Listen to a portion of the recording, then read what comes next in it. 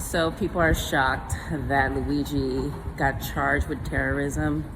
It's not shocking. If you read anything about what Chris Hedges talks about, the reason why he sued Obama, and actually he won in court, but then it got overturned because a bunch of lawyers came in and then changed everything, and the judge, go back and listen to Chris Hedges. But this is why I was trying to explain to you that he's not a hero. All he did was just make his situation worse for himself. And he's a wealthy young man, and they're going to drain his funds. He's not that wealthy. His family is probably going to be in a bad situation after this. Legally, I would not. I hope that if I've seen his legal team, and I'm kind of not very impressed. But of course he got charged. So I was trying to explain to everybody that he's not a hero. And what's even stranger, and I'm saying he's not a hero in the sense of this. Like I said before, everybody else, we're cowards as people. Chris Hedges says the best thing we can do is nonviolence. Dr. Angela Davis said the same thing. And yes, are there situations where violence is required to combat some evils? Yes. But I will say this, I don't appreciate the New York commissioner or whoever the hell this person was trying to make it seem like some kind of ethical and moral compass. You're nobody's ethical and moral compass. Your family is known for their terribleness. You trying to chastise anybody, how dare you?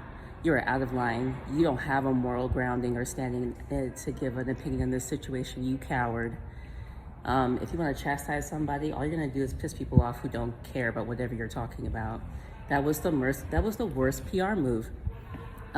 It's clear enough that you charge him with terrorism, that this is what y'all are trying to do. We understand this. But trying to chastise people might divert some people. It probably will just piss off a bunch of other people. So that was a terrible PR move. But again, these aren't the smartest or brightest people either. But yeah, that's what I was trying to explain to y'all. That of course, did we forget that Dr. Angela Davis was on the FBI's most wanted list, and they threw her in prison for over a year and then solitary confinement? They locked her up a couple times, but that was the most known one. But she was locked up before. She was actually locked in New York too. People don't know that. She's been talking about this her whole life. Activists often get locked up, but she's never killed anybody. And he's no activist.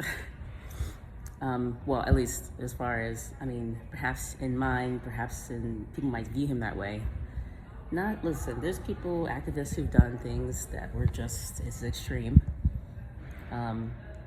But why are people surprised by him being tried as a terrorist? I'm not shocked. That's why I said we are cowards. The fact that laws like this could even be on the board, the fact that health companies are allowed to do what they've been doing, we are cowards as people. And so anyway, like I said, if people are shocked, oh, I can't believe he got labeled as terrorist. Of course. Also, but chastising people, that was a dumb move. Chastising New Yorkers, what is that gonna do? Chastising people for expressing their frustrations on the internet about how they hate the healthcare system and they have no sympathy. Why would you chastise people about this? I know it's social conditioning, but rage builds up regardless. History has shown this. I don't combat history majors. When history majors tell me stuff, or I read history, I don't combat that stuff because it's like banging your head against a wall that you can't break.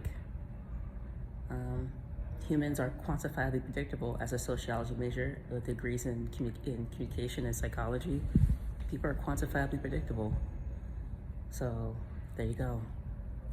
Why are y'all shocked? I'm not shocked at all.